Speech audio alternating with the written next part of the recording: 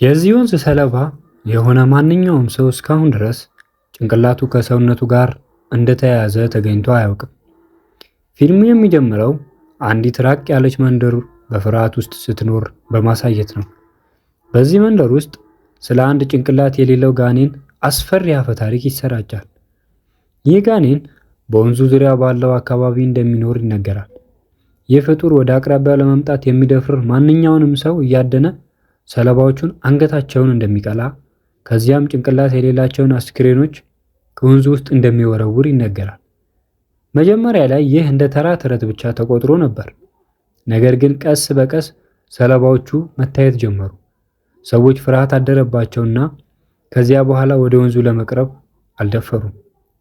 የጠፋ ወይም በግዴለሽነት ወደዚያ የሄደ ማንኛውም ሰው ቆይቶ በአሰቃቂ ሁኔታ ውስጥ ጭንቅላቱ ከላዩ ላይ ተቆርጦ ሞቶ ይገኛል።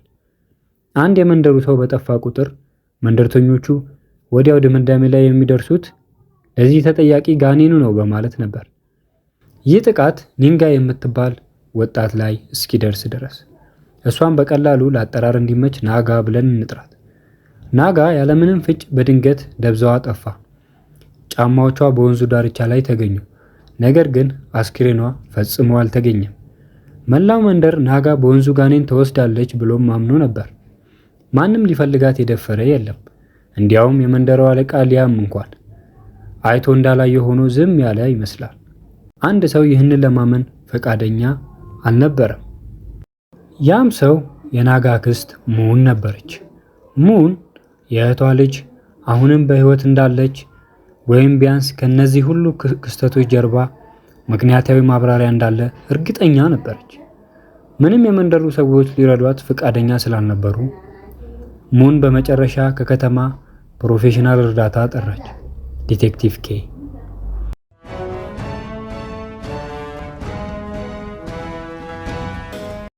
ዲቴክቲቭ ኬ ከጥቂት ቀናት በኋላ መንደሩ ደረሰ።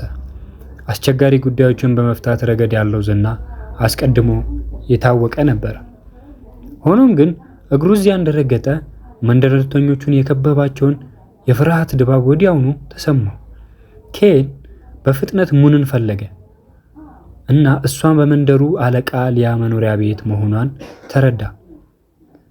እሷን ፍለጋ ወደዚያ በደረሰ ጊዜ ኬን ደስ የማያል ትዕይንት ተመለከተ።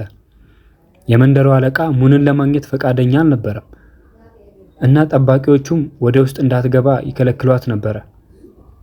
ኬን ወዲያውኑ ጣልቃ በመግባት ጠባቂዎቹን አስቆመ።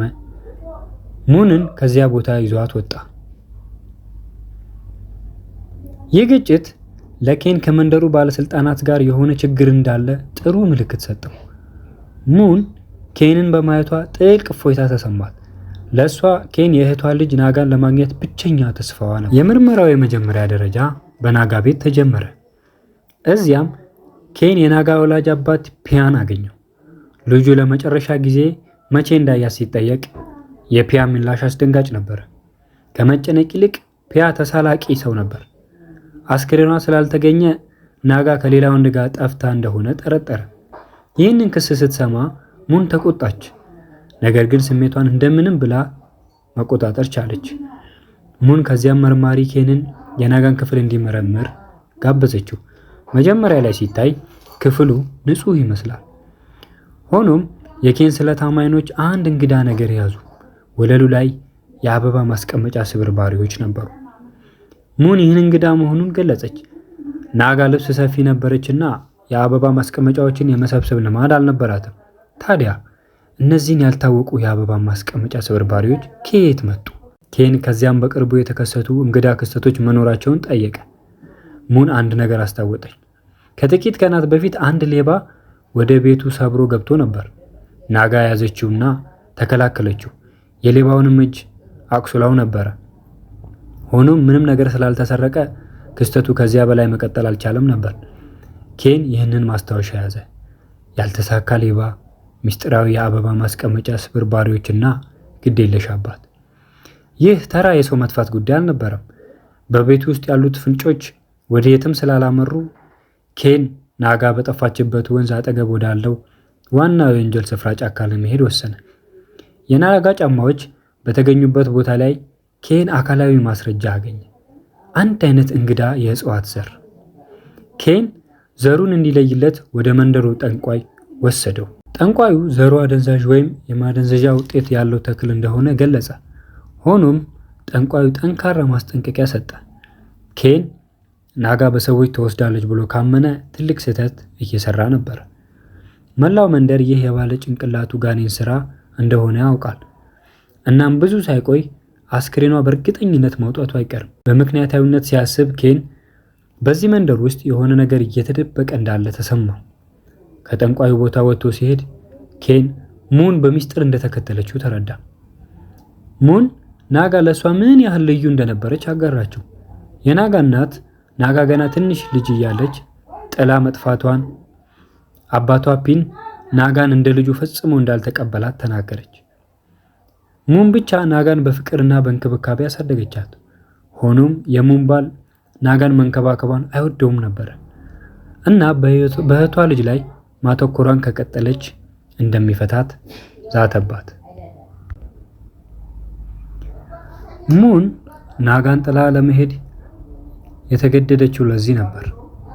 ዓመታት አለፉና ሙን በመጨረሻ ከባሏ ተለይታ ናጋ ላይ ለሰራችው ስህተት ለመካስ ወደ መንደሩ ተመለሰች። ነገር ግን እንደገና ከተገናኙ ከጥቂት ቀናት በኋላ ናጋ በሚስጥር ጠፋች። ሙን በጥፋተኝነት ስሜት ትሰቃይ ነበር። የሙንን ቅንነትና ጸጸት በመስማት ኬን በመጨረሻ ሙን በምርመራው እንድትሳተፍ ጋበዛት። mà không tìm thêm được dấu vết nào của Nga, rồi bị nước cuốn theo dòng suối này mà trôi ra hồ. በዚህ ሁኔታ ላይ ሌሊት ሆነ።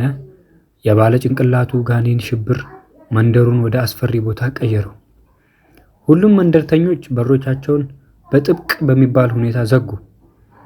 በቤቶቻቸው ፊት ለፊት የሰፈሩ ጠንቋይ የሰጣቸውን መከላከያ ጠልሰሞች ሰቀሉ። ያን ሌሊት አንድም ሰው ወደ ውጪ ለመውጣት አልደፈረም። በመንደሩ ውስጥ አድሮ የነበረ ኬንም አስፈሪው ድባብ ይሰማው ጀመር። ሆኖም ድካም በመጨረሻ እንቅልፍ እንዲወስደው አደረገ። ሽብሩ ንቃተ ህሊናውንም ወረረው። ኬን በወንዙ ዳር ቆሞ እንደነበረ በህልሙ አየ። እዚያም የናጋ የተቆረጠ ጭንቅላት በውሃ ላይ ሲንሳፈፍ አየ። በሚያስደነግጥ ሁኔታ አይኖቿ ተከፍተው ነበር። አፏ ይንቀሳቀስ ነበር። ለኬን እርዳታ እየጮኸች ኬን በድንጋጤ ነቃ። ትንፋሹ እየተቆራረጠ ቀዝቃዛ ላብ በሰውነቱ ላይ እየፈሰሰ ነበር። ይህ ተራ ቅዠት ይሁን ወይም በናጋ እረፍት ያጣ መንፈስ የተላከ ፍንጭ እርግጠኛ አልነበር። ፀሐይ ስትወጣ ኬን ጊዜ አላጠፋም። ከሙን ጋር በመሆን ፍንጮች ለመፈለግ እንደገና በመንደሩ ዙሪያ ሄዱ። አስጨናቂ አዲስ መረጃ አገኙ። ናጋ በጠፋችበት ቀን ከመንደሩ አለቃ ልጅ ቱየት ጋር ኃይለኛ ክርክር ስታደርግ ታይታ ነበር። ኬን እና ሙን ቱየትን ለመጠየቅ ወዲያውኑ ወደ መንደሩ አለቃ ቤት ሄዱ። ስትጠየቅ ቱየት ክርክሩ ስለ ተራ ጉዳይ እንደነበረ ለማስረዳት ሞከረች። ናጋ ለትዕዛዟ የተሳሳተ የጨርቅ ቀለም ሰርታ እንደነበረ ተናገረች። ቱየት ለመክፈል ፈቃደኛ አልሆነችምና የተቆጣችው ናጋ ዕዳውን ከቱየት እጮኛ ታክ ከሚባለው ሰው እንደምትቀበላት ዛተች። ስለዚህ ክርክሩ በኋላ ናጋ ታክን ለማየት ሄዳ የመሆን ዕድሉ ከፍተኛ ስለነበር ኬን በፍጥነት ታክ ማን እንደሆነ መረመርና የአበባ ማስቀመጫዎችንና ሳህኖችን የሚሰራ የሸክላ ባለሙያ ሆኖ እንደሚሰራ አወቀ። ይህ እውነታ ወዲያውኑ በናጋ ክፍል ውስጥ የተገኙትን እንግዳ የአበባ ማስቀመጫ ስብርባሪዎች ለኬን አስታወሰው። ኬንና ሙን ወደ ታክ ቤት ሄዱ። ነገር ግን በሚያሳዝን ሁኔታ ባዶና በሚያስፈራ ሁኔታ ጸጥ ያለ ነበር። ሙን መፍራቷን በማየት ኬን እሷ ውጪ እንድትጠብቅ ነገራት። እሱ ብቻውን ወደ ጨለማው ወርክሾፕ ገባ። በውስጡ ኬን በድንገት የባለ ጭንቅላቱ ጋኔን ናጋን ሲደበድባት አየ። ነገር ግን ምስሉ ወዲያውኑ ጠፋ። ኬን ከወርክሾፑ ጀርባ ድምፅ ሲሰማ ወደ እውነታው ወደ ገሃዱ ዓለም ተመለሰ። ወደዚያ ሮጦና በመጨረሻው ታክን አገኘው። ያለምንም ማመንታት ኬን ታክ በናጋ መጥፋት ጀርባ እንዳለ ከሰሰውና ከእሷ ጋር ስላለው ግንኙነት ጠየቀው። ጥግ የደረሰው ታክ በመጨረሻ ምስጢሩን ተናዘዘ። ናጋን በእውነት እንደሚወዳትና እሷን ለማግባት ሲል ከቱየት ጋር ያለውን እጮኝነት ለመሰረዝ አስቦ እንደነበር አመነ። ሆኖም ፍቅራቸው በማስፈራሪያና በእንቢተኝነት ተገቶበት ነበር። ታክ የመንደሩ አለቃና ቤተሰቦቹ ስለ ግንኙነታቸው ሲያውቁ እጮኝነቱን ለመስበር ከደፈረ የታክንም ሆነ የናጋን ሕይወት እንደሚያጠፉ ዝተውበት እንደነበረ ተናገረ። የታክን ኑዛዜ በመስማት ኬንና ሙን የመንደሩ አለቃ ቤተሰቦች ክብራቸውን ለመጠበቅ ሲሉ ናጋ እንድትጠፋ ያደረጉ እውነተኛ ወንጀለኞች ሊሆኑ ይችላሉ የሚል ድምዳሜ ላይ ደረሱ። እዚያም ሊያም፣ ሚስቱ ቪሆንግ እና ልጃቸው ቲየት ተጠየቁ። በታክ ላይ ተቆጥተው እንደነበር አመኑ። ነገር ግን ናጋን መጉዳታቸውን አስተባበሉ። ይልቁንም ቲየት አንድ አስደንጋጭ አዲስ እውነታ ገለጠች። ታክ ውሸታም እንደሆነ ተናገረች። ናጋን ማግባት የፈለገው በፍቅር ሳይሆን በድንጋጤ ነበረ። ናጋ ከሱ ማርገዟን ካወቀ በኋላ ታክ ናጋን ለመተው ሞክሮ ነበር።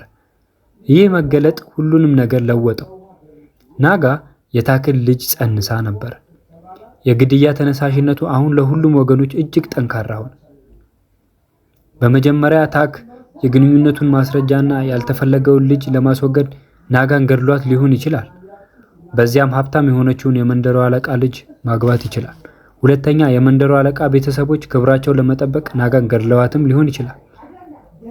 በዚህም የልጃቸውን እጮኝነት በእርግዝና ቅሌት እንዳይበላሽ በማሰብ ኬን ከዚያም ተዘንግቶ የነበረ አንድ ፍንጭ አስታወሰ። ሌባው ናጋ ከመጥፋቷ ጥቂት ቀናት ቀደም ብሎ ቤቷ በአንድ ሌባ ተሰብሮ ነበር። እሱም በሚገርም ሁኔታ ምንም ሳይሰርቅ ከናጋ ጋር ተጋድሎ እጁ ቆስሎ ነበር። ኬን አንድ መደምደሚያ ፈጠረ። ታክ ግንኙነታቸው እንዳይጋለጥ በአንድ ወቅት ለናጋ የሰጣት ዕቃ እሱ የሰራውን የአበባ ማስቀመጫ ለማስመለስ ሌባውን ልኮት ሊሆን ይችላል። ወይ ደግሞ የመንደሩ አለቃ ቤተሰቦች ናጋን ለማጥፋት በሌባ የተመሰለ ገዳይ ቀጥረው ሊሆን ይችላል። ነገር ግን ናጋ ስለተከላከለች እቅዱ ከሽፏል። ዋና አቀናባሪው ማንም ይሁን የእውነቱ ቁልፍ ያለው እርሱ ዘንድ ነው።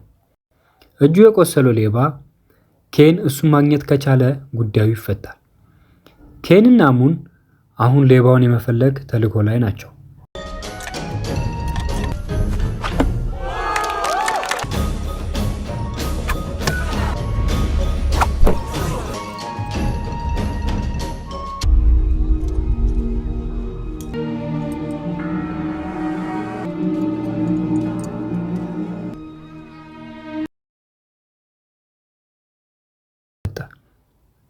ቶንግ የሚባል ሰው አገኙ። እሱም በተደጋጋሚ ስርቆት ምክንያት በመንደሩ አለቃ ከመንደሩ ሰው ወሰን ውጪ እንዲኖር የተባረረ ወንጀለኛ ነው። ሲመረመር ቶንግ በእጁ ላይ ትኩስ ቁስል ነበረው። በኬን ምርመራ ስር ቶንግ በመጨረሻ ተሸነፈ። ያን ሌሊት የናጋን ቤት የሰበረው እሱ መሆኑን ተናዘዘ። ፖሊሶች የናጋን የእጅ አምባር በቆርቆሮ ቤቱ ውስጥ እንደ ማስረጃ አገኙ። ሆኖም ናጋን እንዲገድል ማን እንደከፈለው ኬን ሲጠይቀው ቶንግ በጠንካራ ሁኔታ ለማስተባበል ሞከረ። ማንም እንዳላዘዘውና የሰረቀው በገንዘብ ችግር ምክንያት ብቻ መሆኑን አጥብቆ ተናገረ። አሁንም ቢሆን ቶንግ እጅግ የበለጠ ዋጋ ያለው ሌላ መረጃ ሰጠ። ቶንግ ከናጋ ቤት በሸሸበት ሌሊት አንድ አስደንጋጭ ነገር እንዳየ ተናገረ። የመንደሩ አለቃ ሚስት ቪሆንግን የናጋ አባት ፒያም በሚስጥሩ አብረው አይተዋቸዋል። እና ያን ሌሊት ናጋ የገዛ አባቷ ከቪሆንግ ጋር ሲማግጥ ደርሳባቸው ነበር። የኬን ጥርጣሬ አሁን ወደ ቪሆንግ ወደ መንደሩ አለቃ ሚስት ዞረ። ኬን ከሁሉም ነገር ጀርባ ዋና አቀናባሪዋ እሷ እንደሆነች ጠረጠረ። ሆኖም ስትጠየቅ ቪሆንግ ለመናዘዝ ፈቃደኛ አልሆነችም። ይልቁንም ራሷን ተከላከለች። ያን ሌሊት ናጋን እንዳገኘቻት አመነች። ነገር ግን አስፈራራቻት እንጂ ሌላ ነገር እንዳላደረገች ተናገረች። ከልጇ እጮኛዋ ከታክ ካራቀች እንደምትገድላት ዝታባት እንደነበር ቪዮንግ ተናገረች። ኬንና ሙን ከሌሎች ምስክሮች መረጃ መቆፈራቸውን ቀጠሉ። ናጋ በጫካው መሃል ከቲየት ጋር ስትገናኝ ያየ አንድ የዓይን ምስክር ተገኘ። ኬን ወዲያውኑ ቲየትን አፋጥጣትና በተጠራቀመው ማስረጃ ጫና አደረገባት። ጥግ የደረሰችው ቲየት በመጨረሻ ሁሉንም ነገር ተናዘዘች። ቲየት በጫካ ውስጥ እንደተገናኙና ኃይለኛ ክርክር ውስጥ እንደገቡ ገለጸች። ምክንያቱም እጮኛዋ ከናጋ ልጅ እንደጸነሰች ካወቀች በኋላ በቀናት ታውራ ነበር። እርስ በእርስ ተገፋፉና በትግሉ ወቅት ናጋ ወደቀች። ጭንቅላቷ ከወንዝ ድንጋይ ጋር በኃይል ተማታ። ቴት ናጋ ተንቀሳቃሽ አልባ ሆና ስትተኛ አየች። እናም እንደሞተች ገመተች። በመደናገጥና በፍርሃት ቴት ሮጣ አመለጠችና የናጋን አስክሬን እዚያው ትታው ሄደች። ቴት አስክሬኑ ፈጽሞ እንዳላነቃነቀችው ማለች። ጉዳዩ የተፈታ መሰለ። ኬን ወዲያውኑ የከተማውን ፖሊስ አነጋገረ። ብዙም ሳይቆይ ፖሊሶች ደርሰው ቴትን በግድያና ለሞት በሚያደርስ ቸልተኝነት ወንጀል አሰሯት። ሙን ይህንን እውነታ ስትጋፈጥ በከፍተኛ ሁኔታ አለቀሰች። ሆኖም አንድ ነገር አሁንም በኬን አእምሮ ውስጥ ይረብሽ ነበር። ቴት በእርግጥ አስክሬኑን እዚያው ትታው ከሄደች የናጋ አስክሬን ወዴት ሄደ? Là do cô bị đặt đúng không? Điều tra phải hợp lệ. Nếu không ያን ሌሊት ከእስሩ ሁከት በኋላ ኬን ለማረፍ ሞከረ። በመስተንግዶ ቤቱ ውስጥ ብቻውን ራት እየበላ ስራው በመጨረሻ እንዳበቃ እየተሰማው በድንገት ድባቡ በከፍተኛ ሁኔታ ተቀየረ። ኬን አንድ ሰው ወይም አንድ ነገር ወደ ክፍሉ ሲገባ ተሰማው። ዞር ሲል ከፊቱ ቆሞ የነበረው ባለ ጭንቅላቱ ጋኔን ነበር። ይባስ ብሎ ፍጡሩ የናጋን የተቆረጠ ጭንቅላት ይዞ በኬን አይኖች ፊት በስግብግብነት ይበላው ነበር። ይህ ህልም አልነበረም። ፍጡሩ ወደ እሱ ሲዘል ጮኸ። እንደ ድል ሆኖ በአቅራቢያው የነበሩት የፖሊስ ባልደረቦች ጩኸቱን ሰምተው ሰብረው በመግባት ኬንን አዳኑት። የሚገርመው እነሱ በገቡበት ቅጽበት ጋኔኑ ያለምንም ፍንጭ ጠፋ። ይህ ክስተት ኬን እውነተኛ መናፍስታዊ አካል እንዳለ አሳመነው። ተራ ቅዠት ወይም የሐሰት አፈ ታሪክ ብቻ እንዳልሆነ አወቀ። ኬን ባልደረቦቹ ስለ ጋኔኑ ታሪክ እንዲመረምሩ አዘዘ። ለምን እንደነበረና እሱ በእውነት ማን እንደነበረ የመንደሩን የድሮ ማህደሮች ከፈቱና አንድ አሰቃቂ ታሪካዊ እውነታ አወጡ። 29 እስከ 30 ዓመታት በፊት በዚህ መንደር ውስጥ ደም አፋሳሽ አደጋ ተከስቶ ነበር። 14 አባላት ያሉት አንድ ትልቅ ቤተሰብ መንደሩን በመክዳት ተከሰው ነበር። ያለ ትክክለኛ ፍርድ መንደርተኞቹ ፍትህን በእጃቸው ወሰዱ። 14ቱም ወደ ወንዙ ዳርቻ እየጎተቱ አንድ በአንድ አንገታቸውን ቀሏቸው። የታረደው ቤተሰብ እረፍት ያጡ መናፍስት ተቀላቅለው አንድ አካል እንደተፈጠሩ ይታመን ነበር። ይህም ባለጭንቅላቱ ጋኔን ነው። ወንዙ የጅምላ ግድያ ቦታ በመሆኑ የተረገመ ሆነ። ሆኖም አንድ ዝርዝር ነገር እንግዳ ነበር። አፈታሪኩ ለ30 ዓመታት የተነበረ ቢሆንም የነፍስ ግድያ ሽብሩ እና የባለጭንቅላቱ ጋኔን መታየት በንቃት የጀመረው ባለፉት ከ5 እስከ 10 ዓመታት ውስጥ ብቻ ነው። 20 ዓመታት ዝም ብሎ ቆይቶ አሁን ለምን ነቃ? እና ባለጭንቅላቱ ጋኔን ለምን ኬንን ኢላማ አደረገ? ኬን በምክንያታዊነትና በመናፍስታዊነት መካከል መስቀለኛ መንገድ ላይ ቆመ። በአንድ በኩል የእሱ ምክንያታዊ አእምሮ የአጋንንትን መኖር አይቀበልም። በሌላ በኩል ግን የገዛ አይኖቹ ባለ ጭንቅላቱን ጋኔን ከአንድ ጊዜ በላይ አይተዋል። ኬን ከአእምሮ ጤንነቱ ጋር እየታገለ ሳለ በመንደሩ አለቃ ቤት ድንጋጤ ተፈጠረ። ቪሆንግ የመንደሩ አለቃ ሚስት በተስፋ መቁረጥ ውስጥ ነበረች። ባሏን ሊያምን እርዳታ ለመነችው። ነገር ግን ሊያም ከዚያ በላይ ላለመግባት እምቢ አለ። በተስፋ መቁረጧ ውስጥ የቪሆንግ የግል አገልጋይ አንድ አስደንጋጭ ዜና ይዞ ወጣ። ቪሆንግ ናጋን እንዲገድል የከፈለችው ሰው በእርግጥ አልገደላትም ነበር። በመጨረሻም ከሁሉም ነገር ጀርባ እውነተኛዋ ዋና አቀናባሪ ቪሆንግ እንደነበረች ታወቀ። ወደ ኋላ ትንሽ እንመለስ።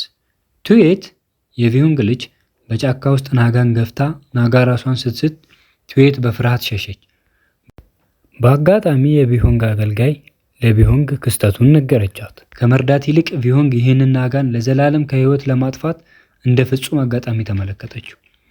የልጇን ስም ለመጠበቅ ቪሆንግ ለአገልጋዩ ገዳይ እንዲቀጥር ገንዘብ ሰጠች እና ያ የተቀጠረው ገዳይ ሌላ ማንም ሳይሆን ቀደም ብሎ ተይዞ የነበረው ሌባ ቶንግ ነበር። ሆኖም ቶንግ ብልጥና መጥፎ ሰው ነበር። ናጋን በጫካ ውስጥ ራሷን ስታ አግኝቷት ሲያይ አንድ ክፉ ሀሳብ መጣለት። በቪሆንግ እንደታዘዘው ናጋን ከመግደል ይልቅ ቶንግ እሷን በሚስጥር ቦታ አሰራት።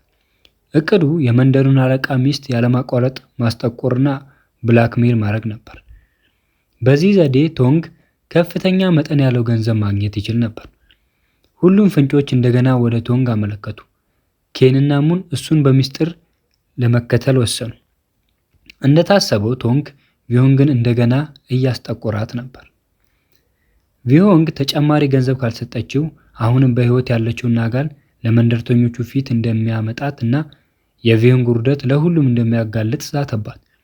ይህም ምስጢራዊ ስብሰባ በጫካ ውስጥ በቪሆንግ በአገልጋዩና በቶንግ መካከል ተካሄደ። ውጥረቱ እጅግ ጨመረ።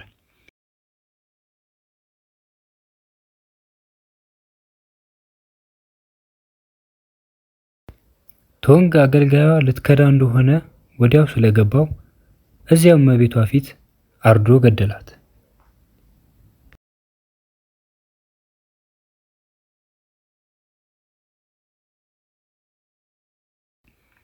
ጥግ የደረሰችው ቪሆንግ ናጋን በገዛ እጇ እንድትገድል ናጋን ለእሷ እንዲሰጣት ቶንግን መለመን ጀመረች።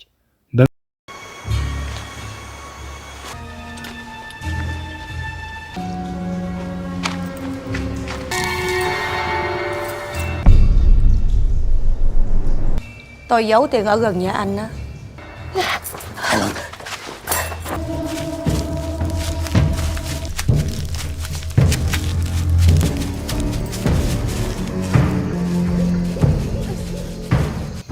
Tao giết nó, mày còn lằng nhằng.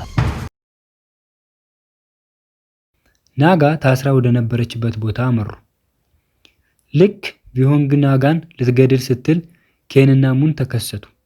ኃይለኛ ውጊያ ተጀመረ።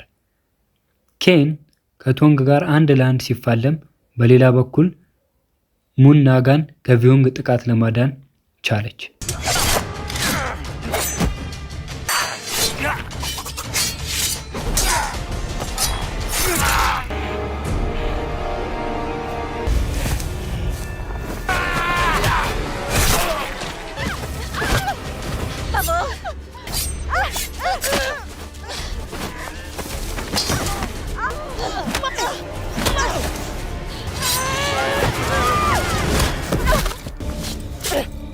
Con điên này mà vậy?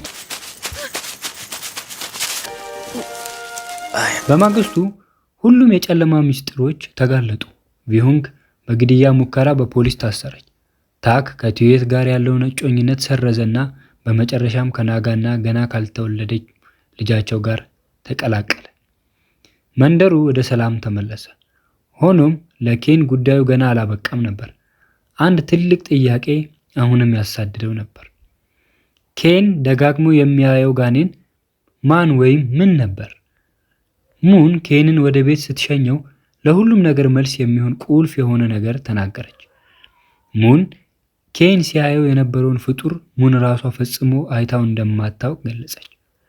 ሆኖም ሁሉም መንደርተኞች ፍጡሩን ለመከላከል የጠንቋዩን መከላከያ መድኃኒት ይጠጡ ነበር። በኬን ሁኔታ ተጨንቃ ሙን በየቀኑ መድኃኒቱን በኬን ምግብ ውስጥ በሚስጥር ተቀላቅል እንደነበር አመነች። ሆኖም ሙን ራሷ በጠንቋዩ የተሰጠውን ተብየውን መከላከያ መድኃኒት ፈጽሞ ጠጥታው አታውቅም ነበር። ይህ ኑዛዜ ኬንን አስደነገጠው። ወዲያውኑ የቀረውን መድኃኒት መረመረ። ያኔ ነበር አሰቃቂ እውነት የተገለጠው። ፈሳሹ መከላከያ መድኃኒት ሳይሆን ኬን ቀደም ብሎ በታሪክ ውስጥ ካገኛቸው የእጽዋት ዘሮች የተሰራ ኃይለኛ ቅዠት ፈጣሪ መድኃኒት ነበር። ይህ ሁሉ ጊዜ መንደሩን ሲያሸብር የነበረው ጋኔን አልነበረም። መንደርተኞቹ ባለ ጭንቅላቱ ጋኔን የሚያዩትና በፍርሃት የሚኖሩት በመንፈሳዊ አካል ምክንያት ሳይሆን በጅምላ መድኃኒት ስለተሰጣቸው ነበር። ከዚህም ሁሉ ጀርባ ያለው ዋና አቀናባሪ ጠንቋዩ ነበር። አዲስ ጥያቄ ተነሳ። ጠንቋዩ ይህንን ለምን አደረገ? በጉጉት ተገፋፍቶ ኬን የመንደሩን ታሪክ ጠለቅ ብሎ መመርመርና አንድ ወሳኝ የጎደለ እውነታ አወጣ። ከ30 ዓመታት በፊት አንገታቸው ተቀልቶ የነበረው 14 አባላት ያሉት ቤተሰብ በእውነቱ 15 አባላት ነበሩት። አንድ ትንሽ ልጅ ተርፎ ነበር። ያ ልጅ ተደብቆ መላው ቤተሰቡ በመንደርተኞቹ ወንዙ ዳርቻ አንገታቸውን ሲቀላ በገዛ ዓይኑ አይቷል። በዚያን ቀን ልጁ ለመበቀል ማለ። ስለ መርዞቹ ጥበብ ለመማር ሄደና ከዓመታት በኋላ በጠንቋይ ተመስሎ ወደ መንደሩ ተመለሰ። እቅዱ ብልህም ጨካኔም የተሞላበት ነበር። መንደርተኞቹ እንዲቃዡና ባለ ጭንቅላቱ ጋኔን እንዲያዩ ለማድረግ የእሱን ውህዶች ተጠቀመ። በፍርሃትና በመድኃኒት ተጽዕኖ ስር እሱ ሙሉ በሙሉ ሊቆጣጠራቸው ችሏል። በዚህ ዘዴ ጠንቋዩ ጠላቶቹን አንድ በአንድ አንገታቸውን በመቅላት በቀላሉ ሊገድላቸው ችሏል። ልክ መንደርተኞቹ በታሪክ ውስጥ በቤተሰቡ ላይ እንዳደረጉት። መንደርተኞቹ በተፈጥሯቸው እነዚህ አንገት የሌላቸው ሞቶች በመናፈስታዊ ኃይል የተከሰቱ እንደሆኑ አምነው ነበር። በእውነቱ ግን ጋኔኑ ፈጽሞ አልነበረም እና ሁሉም ነገር የጠንቋዩ በቀል ነበር። ኬንና ፖሊስ ወዲያውኑ የጠንቋዩን ጎጆ ወረሩ። ነገር ግን ዘግይተው ነበር።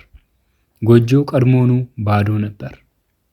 ጠንቋዩ እውነተኛ ተከታታይ ገዳይ አምልጦ ነበር። ፊልሙ የሚጠናቀቀው ኬን በዝምታ ቆሞ መንደሩን ያወደመው ሽብር ከሌላ ዓለም የመጣ ፍጡር ሳይሆን ለብዙ አስርተ ዓመታት በቀልን አርግዞ የቆየ የሰው ልጅ መሆኑን በመገንዘቡ ነው።